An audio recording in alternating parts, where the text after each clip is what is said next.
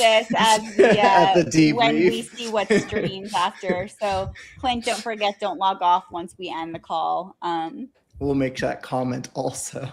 Perfect. As I start, what is it called? I'm trying to see where we are from a live perspective. Just take another minute before we can see anything, though. Yeah, it hasn't loaded up for me yet. I'm in there. I'm waiting for it to go live. Is this so we get the 10-second delay? So if I swear we're covered, you can. You're not swearing No, because no I don't want to get swearing. kicked off LinkedIn. But it's about a minute and a half delay to 2 minutes. Okay. That's the difference. So yeah, now they're getting they're now seeing the live piece. Perfect. What live piece? All right, I'm in. Let's see. It's loading. People are joining. Lovely. It is lovely. It's snowing here, by the way. So we what is it called? We've had 2 or 3 beautiful days where and so yes, tell us what the weather is where you're coming in from. So we've had 2 or 3 days where I've like spent some time outside just soaking in the sun. So it's amazing. And then today it's snowing all day. So. Well, I got 70-degree weather here in Texas. Sorry. It's gonna be like 60s again tomorrow. Today is like, I mean, it's starting to stick 'cause it's been going for a while, but all right. We're due for thunderstorms. We have a 10% chance of tornadoes tonight. Well, be safe. Be safe, because we don't need any hailstorms or any damage. Where are you located again, Clint? I'm in Arkansas. So what's interesting is Justin and I get a lot of the same weather. So my friends in the Dallas area, we get the storms usually after they do. So I've got a few friends that'll text me and tell me how it is, right? This one's dropping a lot of hail. Yeah. We get hail. So Colorado gets a lot of hail. So like my house and a lot of houses out here have all of like the brick or the concrete roofs, but we are happy Friday to everyone. We'll get started here in a second. Cassie, Ragu, and Joanne, thank you for joining us. Drop in the chat where you're tuning in from, what you're excited to see, also your LinkedIn profile. Good afternoon, good morning, and good evening to all of our guests. Thank you for joining us. All right. Mine just disconnected and rejoined. All right. I think we can get started. So we are very happy to welcome Clint Kendrick today. He is an executive leader in workforce strategy and merger and acquisition, or M&A, with over 20 years experience leading HR and M&A deals totaling over $15 billion. That's the B. He's an expert in embedding AI into workforce decisions. I know you guys are all interested in those pieces, so we'll talk about it. He's also an author and the founder of the Master Your Merger podcast. He really operates where AI and leadership judgment and execution discipline intersect. And we are going to be talking about all of that with him today, how he manages all of the high stakes, how little margin for error there is. So Clint, welcome. Please introduce yourself. Well, thank you, Elizabeth. I don't know that I have a lot more to add. So it's really nice to meet everybody. I'm Clint Kendrick, like Elizabeth said, and I think that was a great bio. So I'm happy to start diving right in. Awesome. As humble as always, Clint. All right, let's get started. So mergers and acquisitions, M&A. A lot of people in the project management world are not familiar with those terms, and it would be also good for any of our guests if they need a quick primer on what M&A stands for. What are the different kinds of roles and activities that come into play here? Yeah, absolutely, Justin. So just to help level set, mergers and acquisitions refers to a whole variety of corporate transactions that happen in a number of different places around the world. And so usually we abbreviate that as M&A, but it incorporates mergers, which is where 2 companies are coming together. It incorporates acquisitions, where one company buys another company. And I'm giving very general descriptions because there are very complicated legal issues, shareholder rights, et cetera, that are involved in that.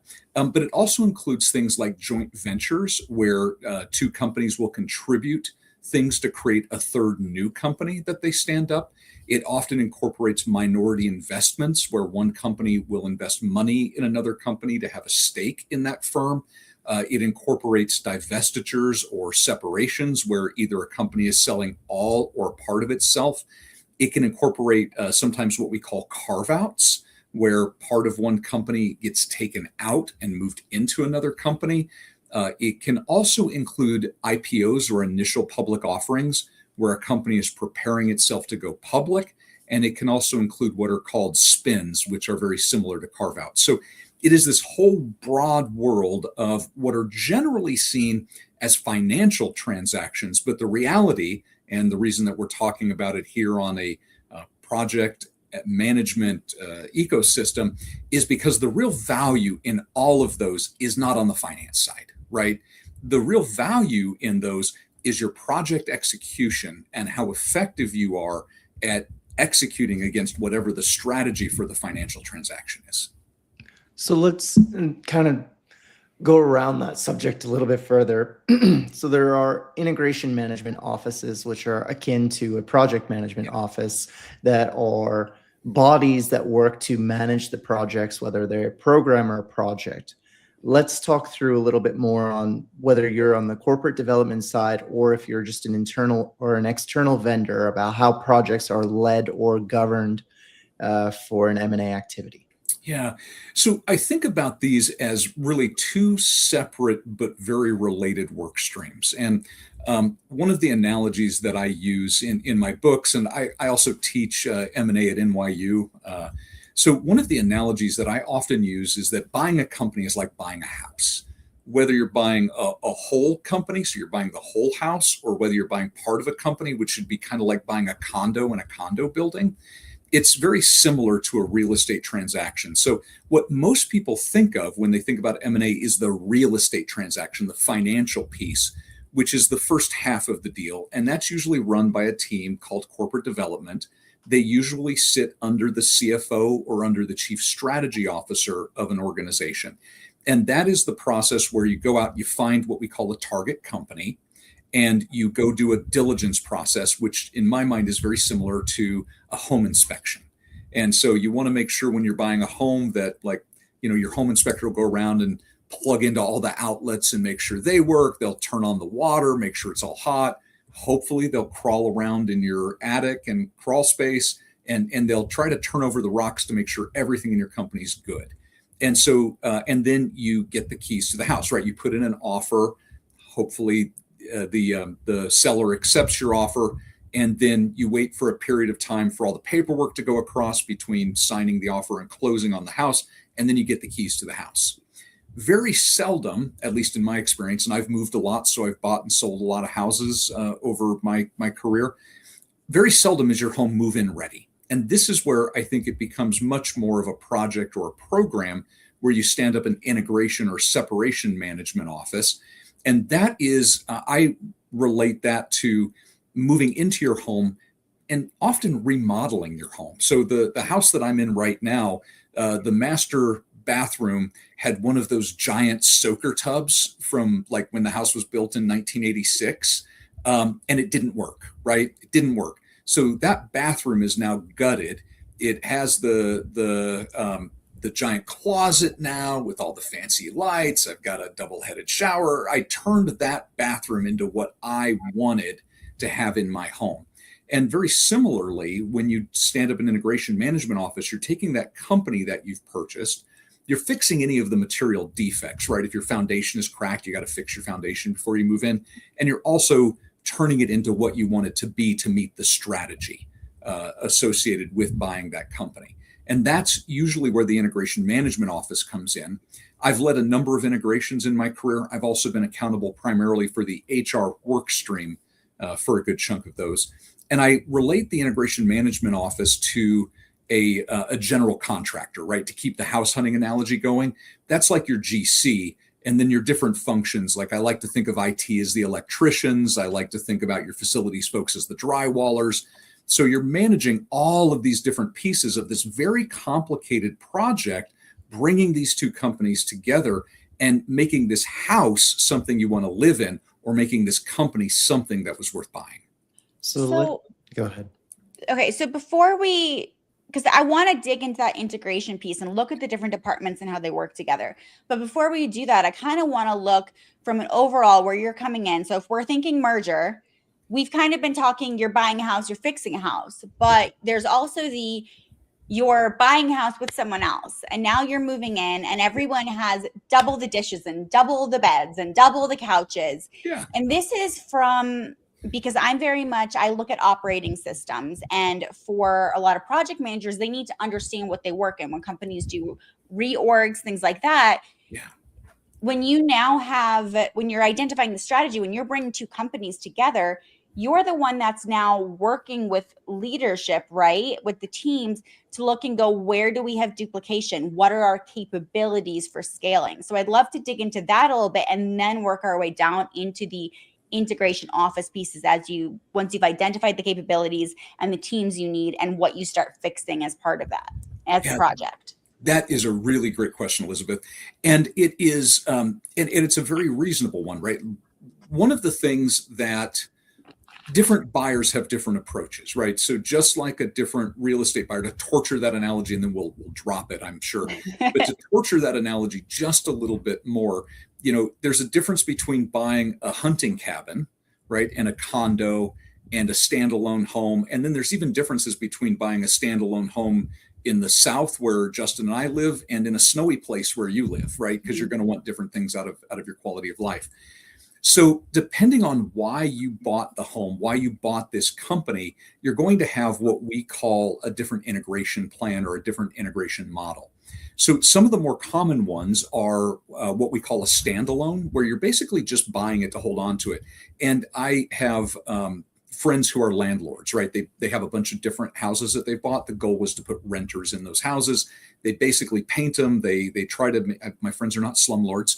They try to maintain a certain quality of life for their tenants and keep the houses maintained. That's one way of buying a home, just like buying a company that you intend to leave standalone is like buying that. The project management lift on that is much, much lower than when we're doing, Elizabeth, what you're talking about, which is more of a full integration. You're bringing everything together under one roof.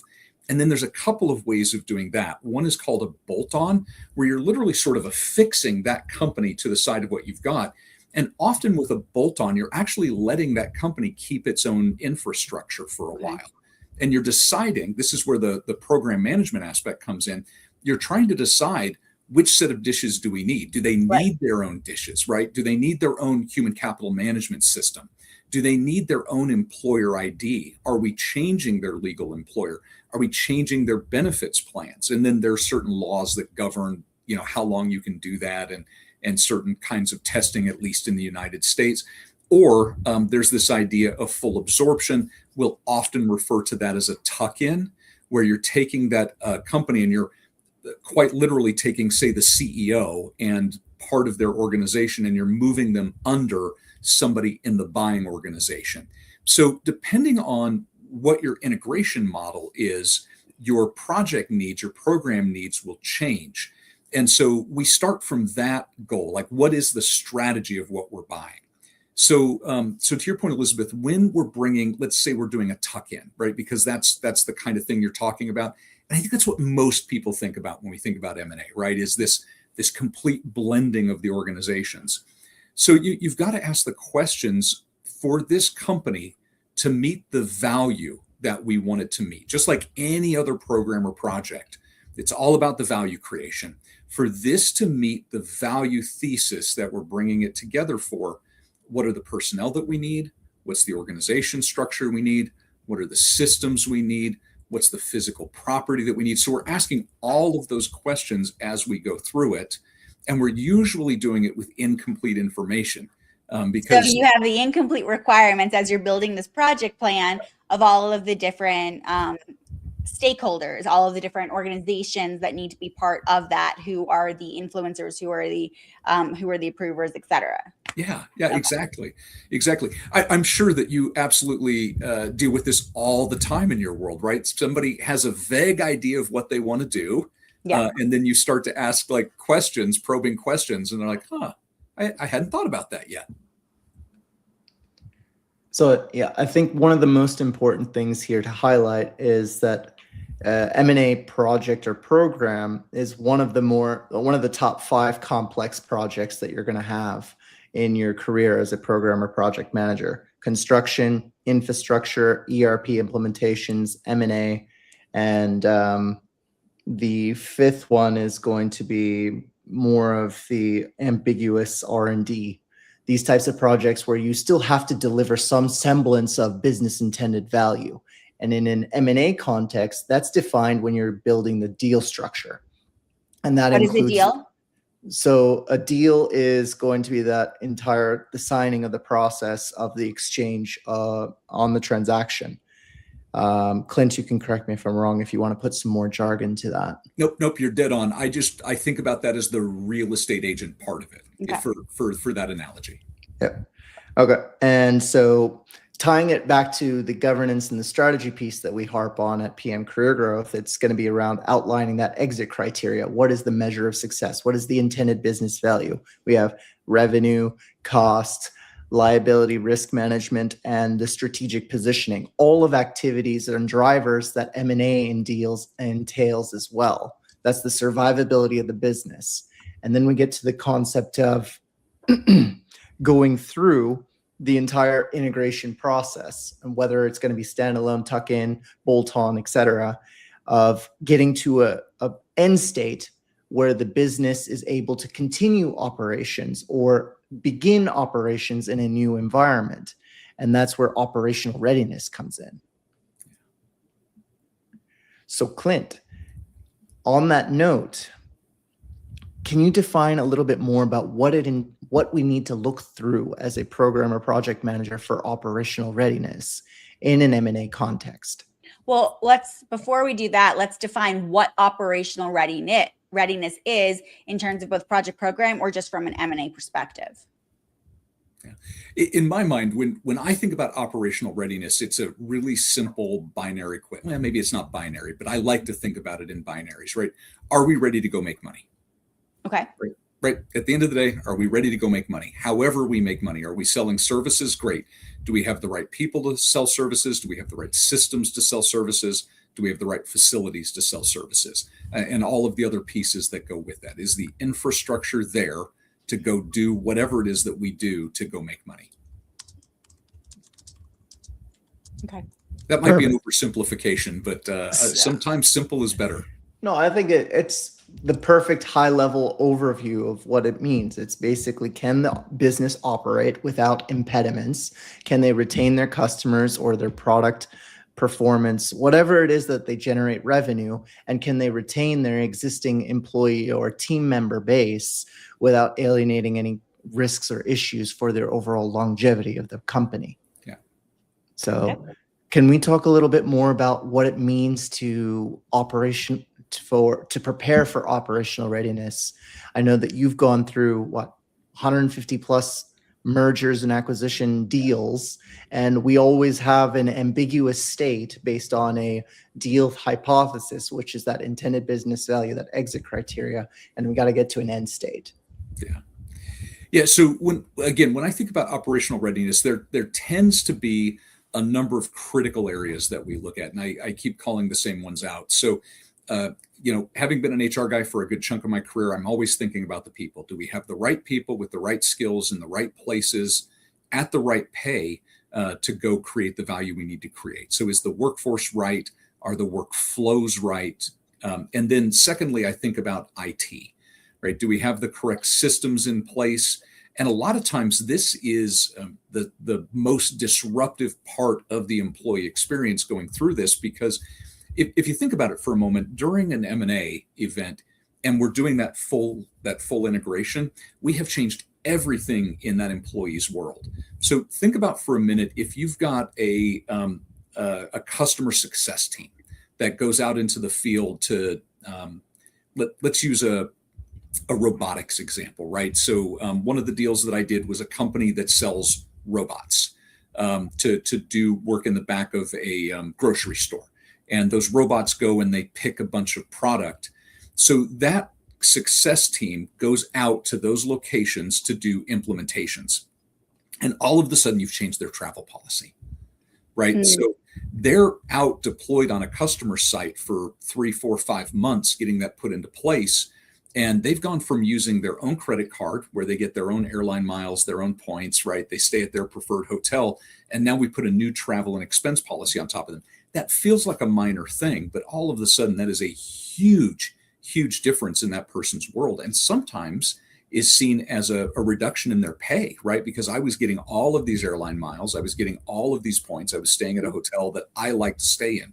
So things that might seem kind of silly to us can actually get in the way of your making money, because you've now got upset people that have very, very specialized skills that are doing something else. So And this is, yeah. Sorry. So this is, again, tying it back to project and program management. In this case, this takes you into your communication plans and change management, resistance management, which is a key part for you to be able to plan as part of this entire thing. Again, I would be a very unhappy employee if I was losing pay. So I just kind of wanted to tie it back. Sorry, continue. No, I'm glad you are, because some of these just sit so innately, because we do, one of the things that we do pre-close, so prior to getting the keys to the company, right? And in fact, prior to announcing the deal, because to the employee working there, they usually really don't care about when the financial transaction is done, unless they're going to get a big payout when the deal closes, right? Just like the home seller doesn't get the check for selling the home until the wire crosses, you know, and the keys trade hands. A lot of times employees who have a good amount of stock, right, then they're paying very close attention to the close date. But if that's not the case, they know that something's changing the minute they learn about the deal.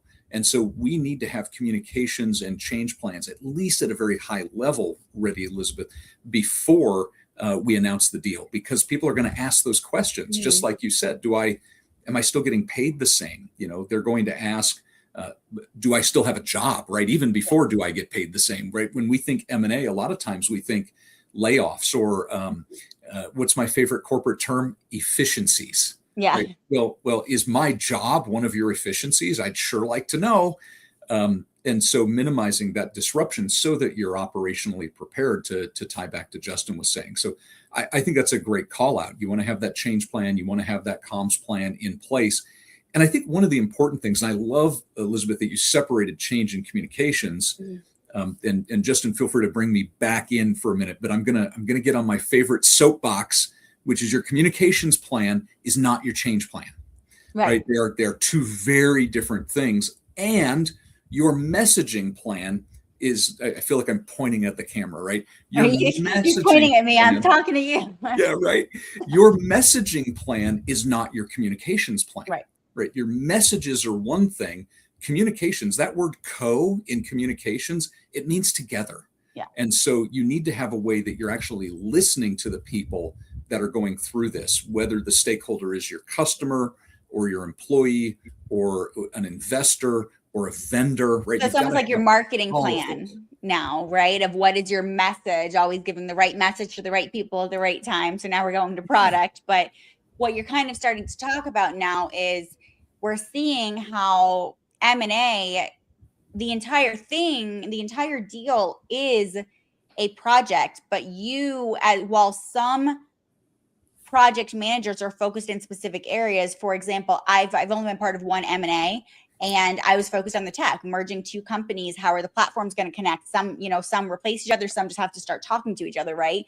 But you leading up M&A, we always say project program managers, you work across the organization, but there's plenty of areas that we don't actually touch. Very often we're not touching HR minus just having that kind of labor resourcing plan and maybe working procurement a little bit to get sales and everything in place, right? But you are actually looking end to end, because when that happens, when you're merging these organizations, even if you're just acquiring for little changes, you have to look at this all the way at the top and build a program or project plan. So schedule, you're looking at budget, you're looking at timelines, you're looking at communication, you're looking at change, you're looking at technology, you're looking at HR workforce. So you're looking across the board. So M&A is that huge, as Justin called out. There's like a few that are really complicated. You literally touch everything. You have to at least have oversight for every single department, every facilities, all of that. And I think, even though you're like, I've only done one. I mean, one is a lot, right? That is, that's how I've But got. I only touched a piece of it, right? I was a TPM managing it. So I didn't have to look at it from your scale. There's different, you're kind of like the portfolio leader from this perspective, right? So there's different levels of where you work. Yeah, absolutely. And look, the big two that show up in every deal that the integration management office has to have in every deal is HR and IT.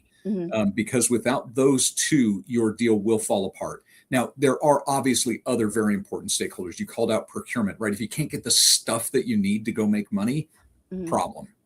Product, marketing, right? You got to have your go-to-market plan. But if your HR and your IT fall apart, everything else falls apart. So let me ask you this.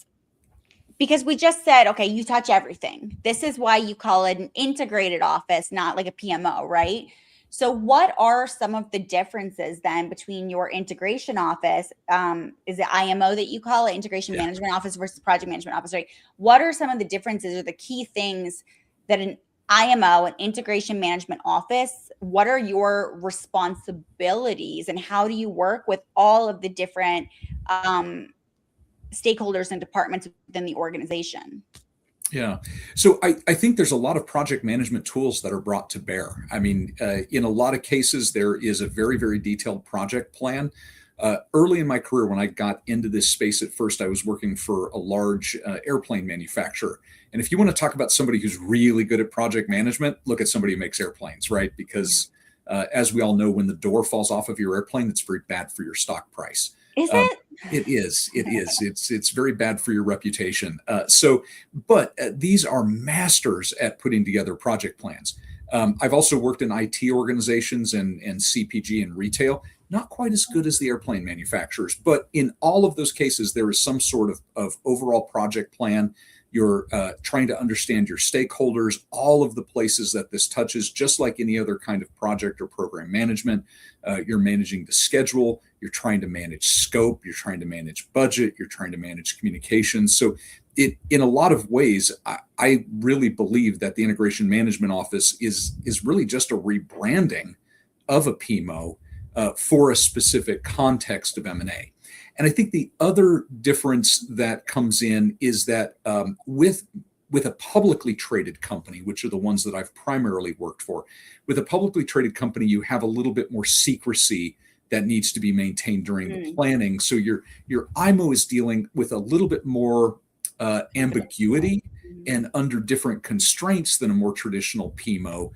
But I really think that the tools that are brought to bear, the approach, there's a reason that we took that PMO language and just slapped an I instead of a P on it. I think that they really are really, really similar. The difference is the context.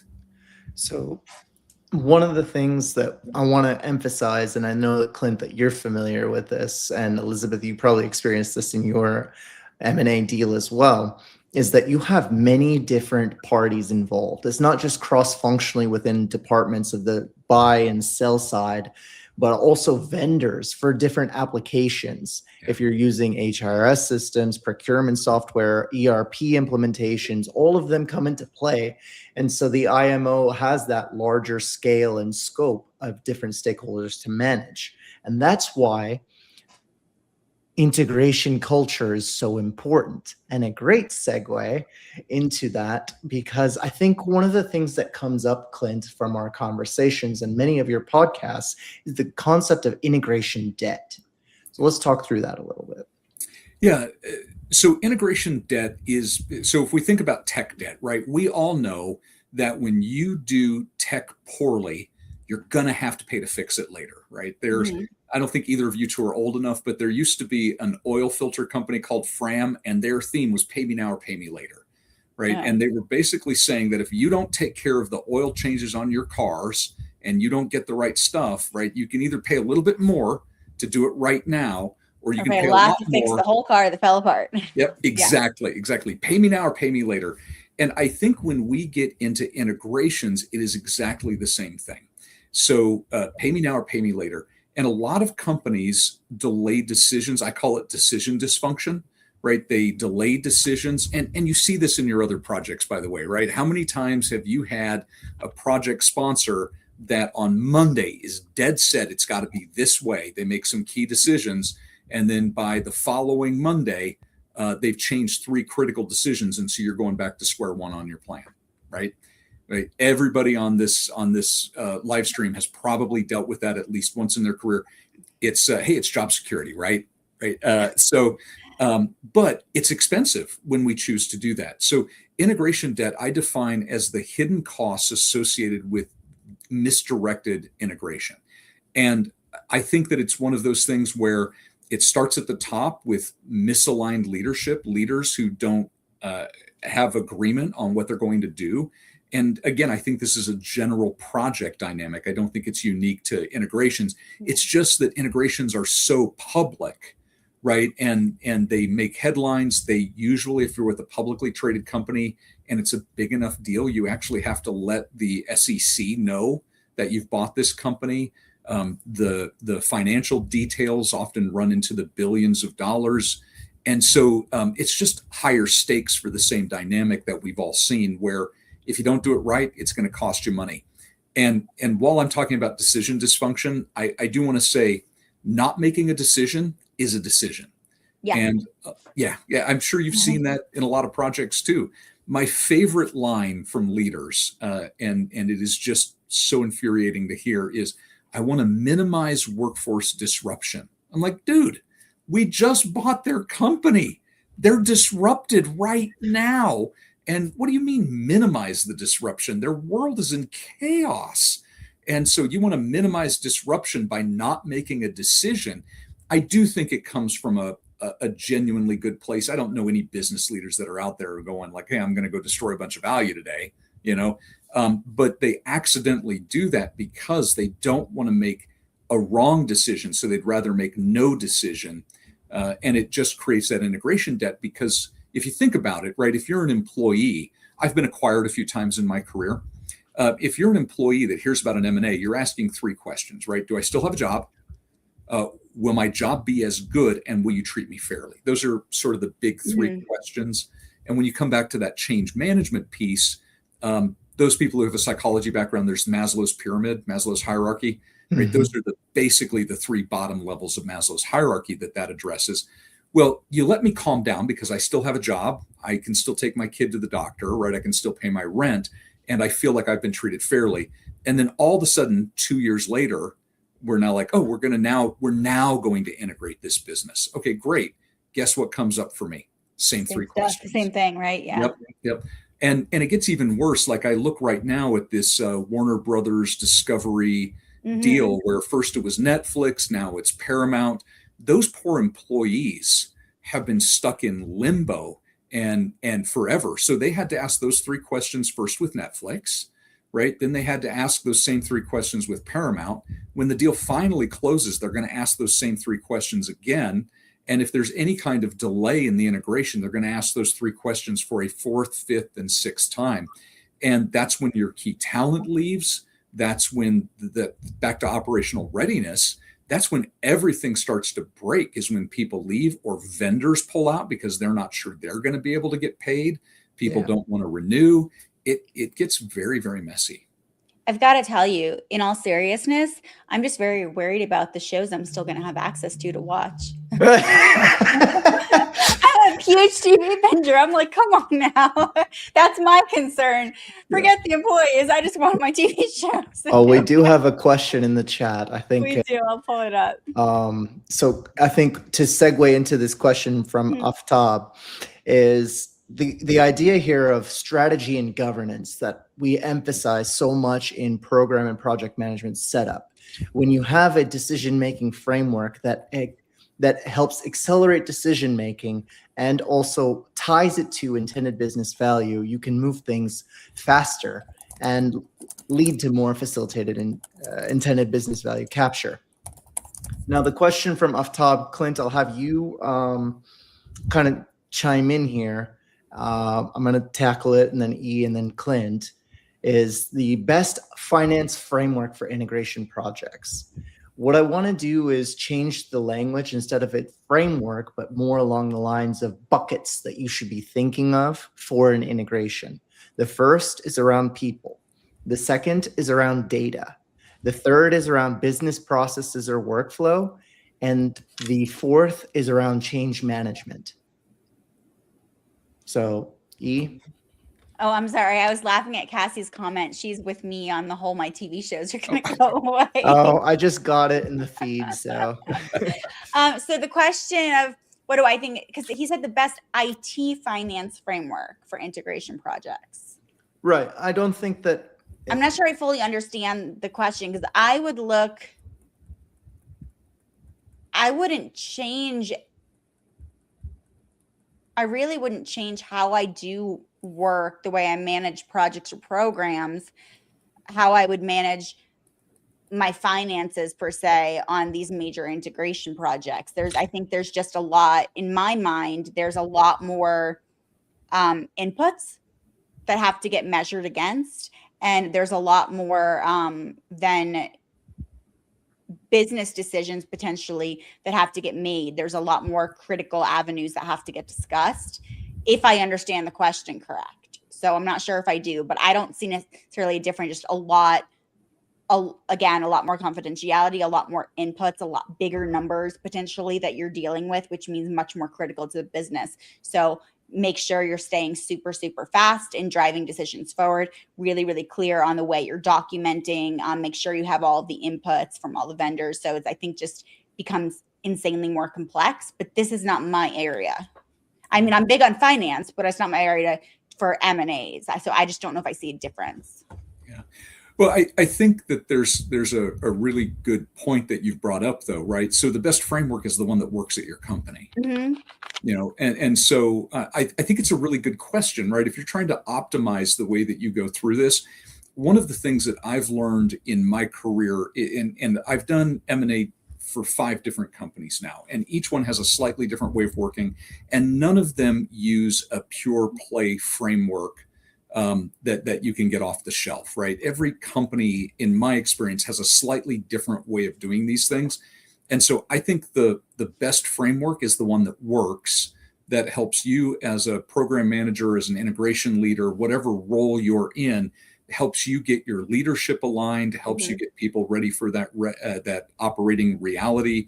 And so as long as it's working, I would say stick with it. And if it's not working, that's when your after action review, your postmortem, whatever you're going to call it, really makes a difference. I think one thing that's missing from a lot of frameworks, if I can just drop this in, is I think a lot of firms on integration, but really projects in general, would really benefit if they started doing a pre-mortem. And that's where you sit your whole group down and you get everybody involved and you ask the question, if this goes wrong, how does it go wrong? And then how do we mitigate that in advance?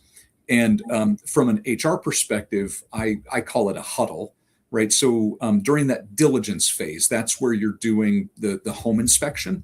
During that diligence phase, I like to bring all of my functional leads together, and I've done this when I've led the IMO as well, and ask the question, what are we going to break when we bring these two companies together? And then because I'm an HR guy at heart, I ask, who are the people we need to keep in order to go make the money that we're supposed to make from doing this? So I think whatever framework you use, as long as it's working, is great. And I would just encourage people to start doing those pre-mortems so that you can get ahead of the problems. Well, I think that's also fundamentally risk management when it comes to project and program management. You should be thinking about that when you are planning, when you are doing discovery, for regardless of what the project is. Now, granted, you were thinking more on the people side, right? But regardless of what that project is, we need to understand what are the risks and dependencies. How do we plan for it so we can move forward? The interesting thing, and while we think about it, and I think what we don't realize we think about it as project program managers, is you said the term capability. We do think about it in terms of what resources, and when I say resources, I mean what team members do we need, right? but you're thinking about it more from your role, from that HR standpoint of, again, because you may have to do some reorg design, things like that. But again, I think this is fundamentally risk management that has to be part of that discovery and planning. I I need to make an amendment. It was people, Okay. process, data, IT. I put people twice for change management. But yes, I agree that pre-mortem is a great call out, Clint, and I agree to Elizabeth as well that that is part of the overall risk and issue management. We have to be able, and this is why I emphasize so strongly that a project or program manager has to understand the business. How else are you going to be able to identify risks and issues on the application side, on the process side, on the data side? If you can't even understand all of that, how are you going to be able to manage that? But I digress. I think No, risk management is good to discuss. I mean, right? I mean, I've said it to you, Justin, like so many times that like the one thing I learned, and it goes to that pre-discussion, right? Is like when I got my PMP, the example they use is an outside event. What if the weather goes wrong, right? These are things you have to plan for. That's just the simplest way you could potentially put it, right? exactly. Yeah. Is look at all of the risks. But I want to take us back to the conversation around operational readiness for a second. We talked about communication. We talked about training, skill gaps, addressing capabilities for the new co, whatever the new co looks like, as well as having these systems and the data in place in order to enable the business operations continuity. We also have critical defects that will have to be closed in order to reduce that interruption and any of the outstanding, we'll call them workflows, that they have fundamental workarounds that are available, and that that the change management piece is such a strong driver in that operational readiness. But there's also the solution design. Does the solution design that we've put into place address the intended business outcomes, the deal value hypothesis? Again, all of these themes, if you look at them, whether you're in M&A or not, a program or project manager needs to be thinking of not just the execution of the project, but the longevity of what happens after the project comes to a close. It's not just synergies, but operational continuity. Benefits realization for those that are applying for jobs. That's what you're going to be looking at. Benefits realization, value realization. That's what he means. Continue. Sorry, I just wanted to plug that because a lot of people are looking. No, you're fine. I was pausing there to see if you or Clint wanted to add anything more. That's the emphasis around operational readiness. But then we have to move to, well, Clint, we know that in M&A that most people, they don't have a, I'm going to drop everything integration culture all the time, 100%, no stopping. There is change fatigue. We already know that. We have integration fatigue. We have integration debt. How do you address all of these and drive an integration culture? Yeah. So I think it starts by recognizing that everybody already has a day job when we're doing this work. So we're adding work on top of work. And I think that we need to understand that when we're putting timelines together. There's this magical idea in M&A that everything's going to be done in the first 100 days. So that's a very common timeline that we see is the first 100 days. And so I think we need to understand that that is usually a complete illusion, that we're going to get that all done so quickly. And that's where your sequencing, your phasing in your plan, understanding what your dependencies are can be really, really important. And one thing, I actually have a book here. It's called The Change Cheat Code, by the way, for folks that are trying to figure out change management. This is required reading for most of the teams that I've been on. And I interviewed the author of that on my podcast. So along with Justin, by the way. So if you want to hear more Justin, check out his episode. But the Change Cheat Code actually provides a really, really simple change management methodology that can help you through it. Because in the middle of an M&A, you don't have a lot of time for complicated change activities because everybody already has a full-time job. And so in addition to dedicating the right resources at the IMO, the integration management office level, you just need to give people a lot of grace, assume that everything's going to take about twice as long as it would in a normal change curve. And oh, by the way, your people that you're asking to change on the sell side, they're all looking for jobs, right? So in addition to their day job, and the job that you've given them doing the integration, they have a third job that you don't know about, which is they're out looking for their next job because they don't know if you're going to be fair to them, if they're going to like their job as much under the new ownership. And there's something in human beings, and I know that I'm not the only person who does this. So, and if you're like me, I love my fellow people who do this. When I'm driving in a big city and I'm caught behind a bunch of traffic, I will sometimes get off the freeway, even though I know I will get there faster waiting for the traffic jam. I will move to a side road just so I keep moving, Yeah. because it makes me feel better. It makes me feel like I'm more in control than being trapped between the concrete walls. That's human nature. We like to be in charge of our destiny. So people who don't feel in charge, they're going to go be in charge by pulling onto that side road and getting distracted. Sometimes that looks like I'm going to go find a different job.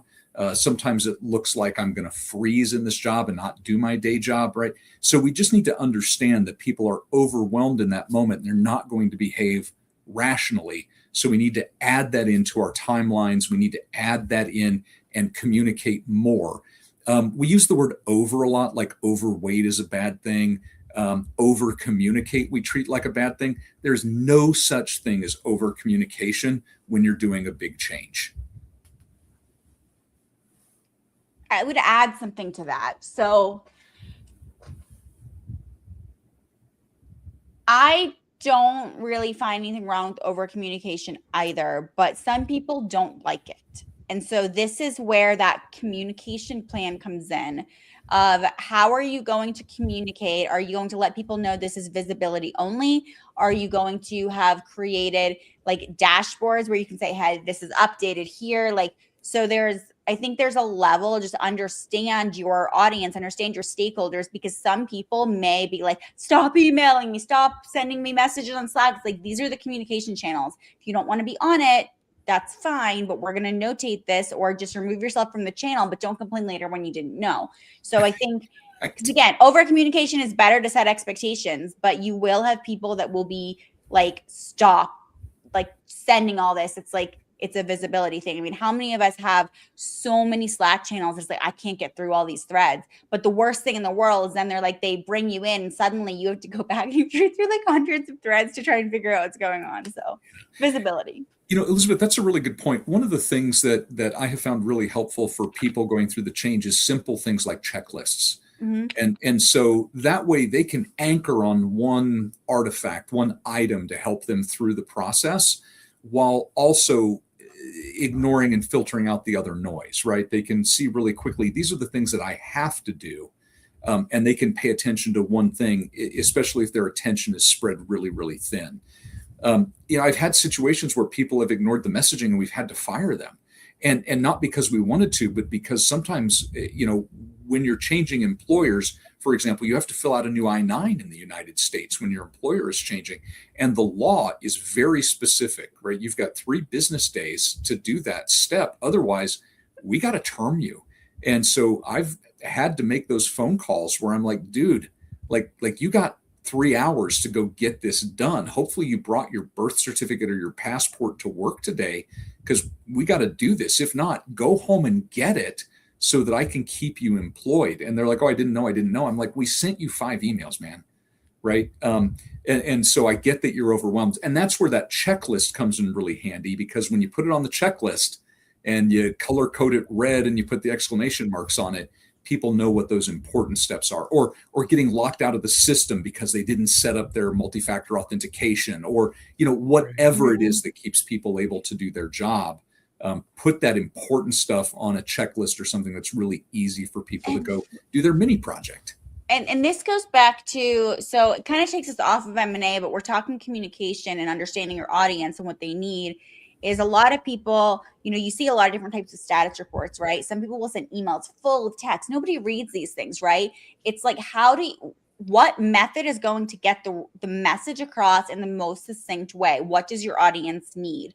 I'm not going to dive into that too much because it will veer us off of M&A and this discussion, but it's still important, whether it's with integration or project or program management, understand what information and level of information and detail of information. When I mean level, I mean altitude, and then detail level or not of information for your audience members to make sure they see it. Yeah. One of the things that I'm about to venture into dangerous territory, so feel free to pull me back. But I've got kind of mixed feelings about AI. I'll be really honest. But one of the areas where I think AI can make a real difference, and I've seen this on deals, not that I've run, but that my colleagues have run, where they have set up chatbots with all of the information about the change that's happening, whether it's M&A or another kind of transformation project, and giving people the ability to go in and ask for the information that they feel like they need in that moment, and being able to pull it out of the chatbot in a natural language way. It seems to be a really good use case for AI. I think that's like a great like an use for it. FAQ self-service. Yeah, that exists. Yeah. If it does a good job. Like some of them are really bad. So the platform that Justin and I use for our business, we're on Podia, right? Their customer support, you would never know it's an AI. So sometimes it can be done really well and it's super helpful. And then if you need to connect to a real person, you can.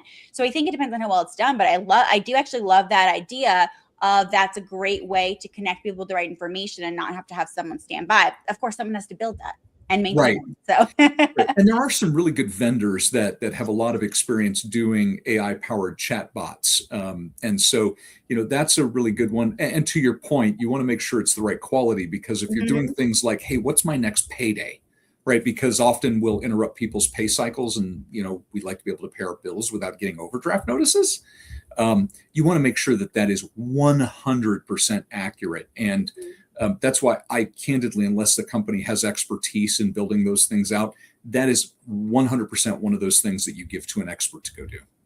Yeah, no, I think AI in that controlled environment makes sense. It's a very limited information. It's not open, and it's also tailored so that we can enable that chatbot. But before I take that bait further, as you know how I feel about AI in general, is I want to emphasize one important piece that kind of makes M&A kind of one of those difficult processes. You talked about that there are people in organizations who have to do their day job, which is maintaining the business operations and help support the M&A integration. But what we didn't talk about was transactional service agreements, specifically on that there is a finite date on how long the old company will support the new company on the existing systems before they have to cut over. And so I'd like a chance for you to kind of give the audience a little bit more around the TSA agreement and why it helps accelerate M&A deals and why they're so complex. Yeah, absolutely. So what Justin's referring to is what we call a transition services agreement. So the idea is that when you are, let's say that your company it's usually for what we call a carve out. So you're not buying the whole company, you're buying part of that company, and you don't want to move the employees over for whatever reason. So a couple of years ago, we bought the company I was with bought a facility services company. These are people that fix refrigeration in a retail store, or they fix the shopping carts, because we all get that shopping cart with the wobbly wheel and it just becomes a pain to move it through the store. So we bought the company providing that service in the store, and we decided for a number of reasons that it was better for the employees if they stayed with their old employer through the end of the year, mostly so they could maintain their benefits and some things like that. And so we had what's called a transition services agreement, which said you, seller, are going to maintain the employees and maintain their systems until we can replicate all of that in our environment so that we can employ these people and deliver business results effectively. So we call that a TSA because we love TLAs, which is 3-letter acronyms. So the TSA is expensive because not only are you paying for employees on a structure that's not yours, you're paying all of the overhead for borrowing the systems from the seller, et cetera. And those cutovers really need to be very, very crisp to save money. Or the reason that we did it again was to take care of the employees. We had to be ready to cut them over at the beginning of the year so that they weren't having to pay imagine how infuriated you would be, by the way, if you were in like October and you've already paid your out-of-pocket maximum Yeah. for your insurance, and now you've got to start all over, right? That's real money, especially if you've got like a $5,000 out-of-pocket maximum, or you've paid all your premiums or met your deductibles. It's frustrating. So we had to cut them over on January 1 in order for us to do this. And so a lot of it was just making sure that we were prepared on the buyer side of that transaction to bring on all of those people and all of the work. And so it becomes a very carefully orchestrated project where you're making sure that you're doing training with the people to make sure they can operate under the new system and not just the old system. A lot of times that means that you're increasing staffing so that you can go cover the business need while you're simultaneously training people. And so you need to factor in all of the things that are required to change over from the old way of doing things to the new way of doing things while you're keeping people on the old way of doing things. And then paying all of that overhead cost of the transition services agreement. So that's probably a really high level view, but hopefully it's great. It provides context to how complex this can be and how important it is from a business perspective and your customer perspective in this case, right? Because that's your employees or your customers for this, right? Like it's so critical that how do you manage these dependencies and these sequencing of all of these tasks? Because this date, it's not one of those fake dates, right? It's like this date cannot slip. A lot of times people give you fake dates and you're like, and they're like, no, you have to hit this date and it pushes. This is something that says, no, this is like a hard line in the sand or whatever it's called, right? And it's like, this is not, it cannot move. How do we coordinate all of these vendors, all of these employees, all of these everything? So it really shows, if that's in place, that complexity to M&A that just there is, like, it can't move it. Exactly. And that they can move. They just have to pay for it. And it's not cheap. It's critical to the business. That's a lot of money to pay for. Yeah. But and in the case like the one I described, going over the date would have just been an employee relations nightmare. And when you're dealing with people who are skilled trade workers in the United States, there is a shortage of welders. There is a shortage of refrigeration and HVAC techs, right? And those are jobs that AI, at least for now, is not going to be taking away. And so when you're buying for that particular value, the talent, messing with their pay, messing with their benefits is a really good way for them to go find somewhere else to work. And most of them would be employed the next day. Okay. Yeah, no, exactly. That's why the M&A life is, it's not for the faint-hearted. I think I want to close out with one last question to you, Clint. I don't see any in the comments here, but for people who are in the project or program management space who have never done an M&A transaction before, do you have any advice for them in order to kind of get into that field, especially given the current job market?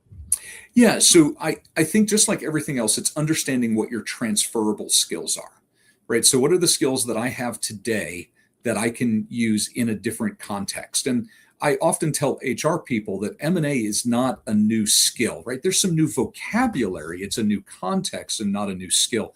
So if I can do a mini plug, I run a free conference every year called the People Synergy Summit. It's coming up in April. Come hang out with us, learn the language of M&A. It's free to join and get yourself familiar with the language of it. And that's a really good start. That way, when you sit down with a company that does a lot of M&A, you can say, hey, I'd like to be part of this. These are the skills that I have. And with my last employer, several of the people that were running these projects were really, really great project managers. And we just had to get them up to speed on the language of M&A so that they were credible with our stakeholders, because the skills, you're using the same skills. They're a little bit more complex, right? There's a little bit of jargon that is sometimes kind of hard to understand. Sometimes it's just dumb. But once you understand all of that, you become a much more credible player in the space. Raise your hand, take on the assignment, or even like I think what Elizabeth described was really great. You were the TPM on part of it, and now you understand more of the language, more of the jargon. So you could raise your hand and say, hey, I've been part of a deal, and now I want to up level my skill, and I think I can add value in this part of the business. That's awesome, Clint. So if you could do us a favor after we end the live stream, put the link into the comments for where people can potentially sign up for that. Where can people find you? Yeah, so I am on LinkedIn. I'm an open networker. I'm probably the only Clint Kendrick with a couple of Ks out there. So come find me there. And if you like podcasts, the Master Your Merger podcast is out there. Justin has a really great episode. It's actually one of our most viewed and listened to ones because of what a great job Justin does at laying out a framework for thinking about M&A. And I think that's a really good translation layer. Is to listen to the podcast that Justin put out. And Justin, if you don't have that link, I can get it to you. Oh, no, I have the link. Definitely. I have it saved. Awesome. So, Clint, thank you so much for joining us Wait, today. sorry, We have a question. Good. Clint, can you give a quick on your books, please? Yeah, sure. So I've written a couple of books on how to do M&A for HR people. One is on the due diligence process, that home inspection. The one that's probably more interesting to you guys is the cultural integration book. It gives, basically, these were designed to be playbooks that you could pull off the shelf, and they contain a number of discrete plays on part of your cultural integration, which in project management parlance is change management. So these are some elements of your change management plan that you can pull out. Awesome. And those are on Amazon and I believe wherever fine books are sold. We will drop those in the links as well, or you can put that in the comments as well so people can purchase. So we have a question in the chat really quick. Don is asking, how do we approach teaching younger professionals not just to follow a checklist, but think in a comprehensive approach? This is what Justin and I teach through PM Career Growth, based on real world thinking through lenses like emotional intelligence and politics and communication, all of that. So you can go ahead and check that out. On the 20th, we have Elias Cobb coming back. He's a very popular guest of ours, our recruiter. So not our recruiter, but a recruiter for Quantix, but our kind of go-to recruiter that we bring in. Thank you so much to Clint and to everyone who's allowed us into your offices and homes for an hour. And we will see you in the next session. Thank you, everyone. Cheers.